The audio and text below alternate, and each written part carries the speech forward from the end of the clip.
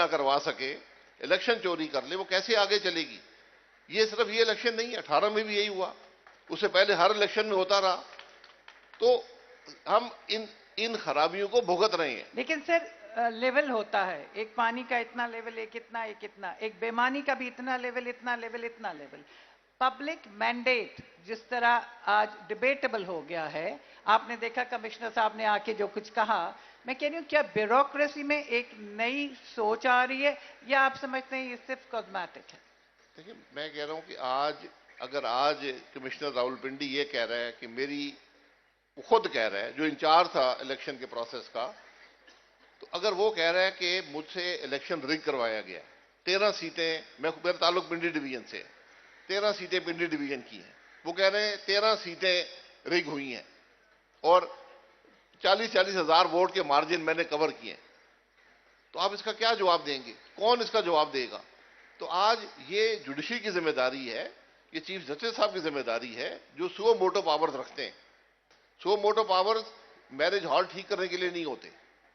Suo motu powers जो है ये अफसरों को दबाने के लिए नहीं होते, ये इस मौके के लिए होते हैं कि आज इस सारे इलेक्शन कमिश्नर को बुलाएं, पूछें भाई क्या हुआ, चीफ इलेक्शन कमिश्नर को क्या हुआ मुल्क के अंदर, ये एक सेक्रेड जिम्मेवारी होती है इलेक्शन करवाना, क्योंकि सारे निजाम की बुनियाद उस इलेक्शन पे होती है। कल अगर हमारी हुकूमत वो होगी जो एक चोरीशुदा इलेक्शन की वजह से आई है, तो वो हुकूमत क्या परफॉर्म करेगी? तो वो चल भी नहीं सकती ना जी। आज के दौर में वो चल सकेगी? जी, आज के दौर की बात नहीं है। हुकूमतें, ये जो ओहदे होते हैं कॉन्स्टिट्यूशनल, आप एक ओथ लेते हैं, आप ओथ के मुताबिक, अगर आपके पास मॉरल अथॉरिटी नहीं होगी, ये ओहदे नहीं चलते, मुल्क नहीं चलते। एक बुनियादी इंग्रेडिएंट होता है निजाम को चलाने का, वो मॉरल अथॉरिटी है। मॉरल अथॉरिटी नहीं है तो कुछ भी नहीं है। शाहिद साहब, एक बड़ा इंपॉर्टेंट सवाल है और मेरा ख्याल है हम सब थोड़े इस बारे में सीरियस और सोबरली ये सवाल करेंगे। कैलकुलेशंस की जाती हैं पीछे से कि कौन आएगा, किसको कितने वोट मिलेंगे, कौन अभी बनने वाला है। इसमें बहुत से इदारों का रोल होता है, बहुत से इंस्टीट्यूशंस का हमारे यहाँ रोल होता है। अभी जो हालिया इलेक्शंस हुए, अगर ये कैलकुलेशन गलत साबित हुई उन लोगों की, उन इदारों की जो अपने आप पे फख्र करते हैं, तो आप क्या समझ रहे हैं कि आगे आइंदा क्या होने वाला है? देखिए, कैलकुलेशन करना उनका काम नहीं है, कैलकुलेशन करना अवाम का काम है। जिसको वोट दें फिर उसको भुगतें, ये सियासत होती है, ये हमारा आईन है। अगर आप इस पे नहीं चलेंगे तो फिर नुकसान होगा। तो अब क्या होगा? अभी इस वक्त क्या ढांचा, क्या आप एक बंद गली में दाखिल हो गए। बंद गली? जी बिल्कुल। और आज आपके मुल्क में कोई जमात अक्सरियत नहीं रखती, कोई जमात दूसरे साथ बैठने को तैयार नहीं है, बोझ उठाने को तैयार नहीं है। परसेप्शन ये है, आज के कमिश्नर वाली बात के बाद क्या गुंजाइश रह गई है? परसेप्शन ये हुआ आ गया है कि इलेक्शन चोरी हो गया। सो ऑप्शन क्या है अगला? नया कोई इलेक्शन, कोई कंसेंसस गवर्नमेंट, या फिर मार्शल लॉ? ये मुश्किल, सारे ही मुश्किल फैसले हैं, लेकिन शायद आपको on the table right now. जी, आपको फिर से बोलिए। जी, आईनी तरीका तो यही है कि चीफ जस्टिस साहब की जिम्मेदारी मैं समझता हूं आज है कि इस इलेक्शन का फैसला करें, ये दुरुस्त था, ये नहीं था। और अगर बल्ले जैसा फैसला हो गया? जी, आपको पता है सिंबल लिया गया था, फैसला, वो भी तो बड़ा क्वेश्चन है। वो ये फैसला करें कि इलेक्शन दुरुस्त था, ये नहीं था, ये उनका काम है। उसके बाद आवाम का फैसला है, जिसको भी लाना चाहते हैं। सो ऑप्शन, मैं वही पूछ रही हूँ, क्या सुप्रीम कोर्ट का जो फैसला आएगा वो आप समझते हैं सबको मंजूर होगा? तो मंजूर नहीं हुआ तो क्या चॉइस है? अगर सुप्रीम कोर्ट की बात भी नहीं मानेंगे तो फिर क्या करेंगे? ये चॉइसेस जब हम क्रिएट करते हैं कि कोर्ट की बात मानेंगे नहीं मानेंगे, अवाम की बात मानेंगे नहीं मानेंगे, इलेक्शन को मानेंगे नहीं मानेंगे, तो आप वहीं पे हु रन्स द गवर्नमेंट? कौन मुल्क चलाता है? देखिए, मुल्क आप रहे हैं प्राइम मिनिस्टर। मैंने हमेशा कहा है कि हमारा मुल्क मुकम्मल तौर पे आइन के मुताबिक नहीं चलता। ये एक हकीकत है, लंबे अरसा मार्शाल्लाह का रहा है, एक असर है एस्टेब्लिशमेंट का आपके मामलात में। लेकिन वो उस असर को अगर हम मुस्बत तरीके से इस्तेमाल करें, मुस्बत हालात के मुताबिक रखें, तो फिर मामला आगे चलता है और वक्त के साथ ये चीजें, इनका असर जायल हो जाता है। पूरी दुनिया में ये तजर्बा हुआ। हम बदकिस्मती से ना सियासी निज़ाम ला सके, बार बार माशाल्लाह के पीरियड आते गए, फिर ये हाइब्रिड निज़ाम हमने शुरू कर दिया 2018 में, ये तमाम फेलियर्स हैं। तो एक दफा आइन पर आ जाएं तो शायद कुछ बेहतरी आपको मिल जाए। मिफ्ता साहब, हर सूरज गुरूब होने के बाद एक नई सुबह तुलू होती है। क्या इस वक्त जो डार्कनेस आपको दिख रही है, जो गैर यकीनी सूरत हाल दिख रही है, आप समझते हैं कि इससे बहुत से सबक हासिल किए जाते हैं? मैं सवाल लूंगी लेकिन आपसे इस नहीं, हबीब जावेद साहब ने क्या कहा था 70 में, आपको याद है? पर तुम्हें घुमा के रास्ता कट रहा है, मुझे यकीन की मंजिल खो रहे हो। ये हकीकत, आज भी यही हकीकत है कि ये हम वक्त नहीं गुजार सकते, हमें मंजिल को ढूंढना है, उसकी तरफ देखें। ये अपने इक़्तिदार को मत देखें, कुछ नहीं देगा। मिफ्ता साहब,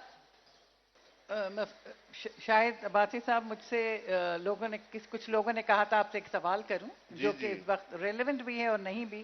उन्होंने कहा था शायद साहब as a prime minister Pakistan International Airlines को नहीं उस तरह कर सके जैसी अपनी प्राइवेट एयरलाइन को किया था, तो आपको मुश्किलात कहां पेश आई? देखिए, मैं गुजारिश कर दूं, मैंने पीआईए भी चलाई है और मैंने 97 में भी कहा था कि ये इदारा गवर्नमेंट सेक्टर में नहीं चल सकता। हमने हर इंडस्ट्री प्राइवेटाइज कर दी, बैंक प्राइवेटाइज कर दिए, हर चीज दुनिया की प्राइवेटाइज कर दी। आप एयरलाइन नहीं रख सकते।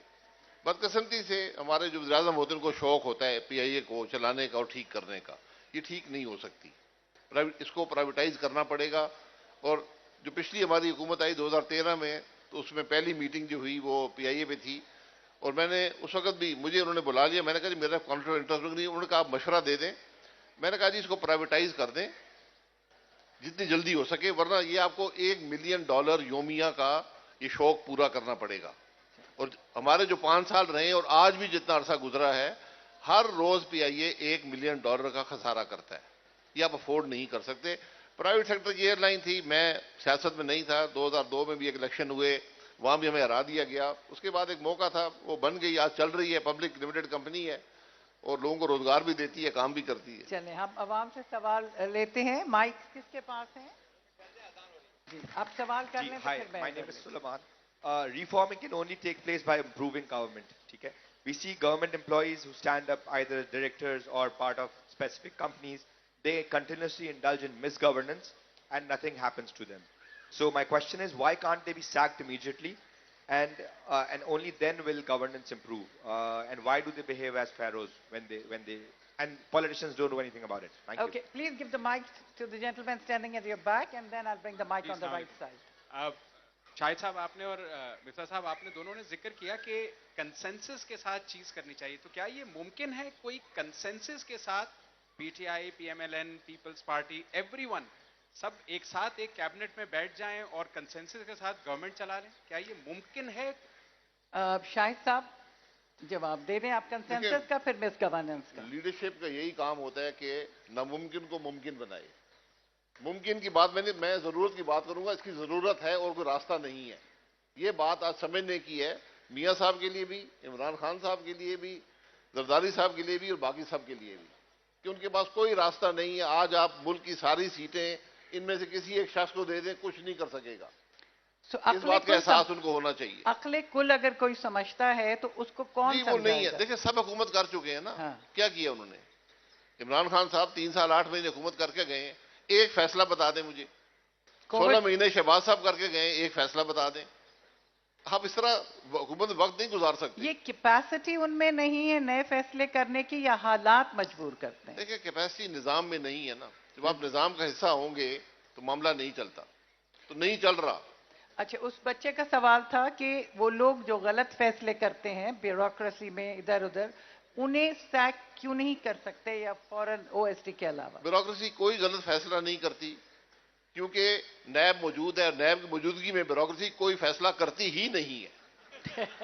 इसलिए मैं आज सुबह भी, मेरा जितना तजर्बा नैब का पाकिस्तान में किसी का नहीं है, 13 साल अदालतों में गुजारे हैं, 3 साल जेल में गुजारे हैं, तो आज सुबह भी मैं नैब की पेशी में भुगत के आया हूं। तो जब तक नैब रहेगा कोई ब्यूरोक्रेट फैसला नहीं करेगा। जी, नहीं, मैं गुजारिश कर दूं, उन्होंने बात बिल्कुल दुरुस्त की है। हम हुकूमत में जब होते हैं तो जो इस मुल्क में इन्वेस्टर है, जो काम करता है, आप यकीन करें उसको ब्यूरोक्रेट भी और सियासतदान भी समझता है ये चोर है। जब वो आपके दफ्तर में आता है आप उसको चोर समझते हैं। तो जो आज आपकी सबसे बड़ी मुश्किल क्या है कि आपके अपने लोग मुल्क में इन्वेस्ट नहीं कर रहे। अगर आपका अपना आदमी मुल्क में इन्वेस्ट नहीं करेगा, बाहर का कैसे करेगा? तो आपने फैसिलिटेट करना है इन्वेस्टमेंट को। आप किसी को चोर नहीं कह सकते। आप अगर किसी ने चोरी किया तो उसको पकड़ें, लेकिन एक रवैया जो है वो बड़ा खराब है इस मामले में।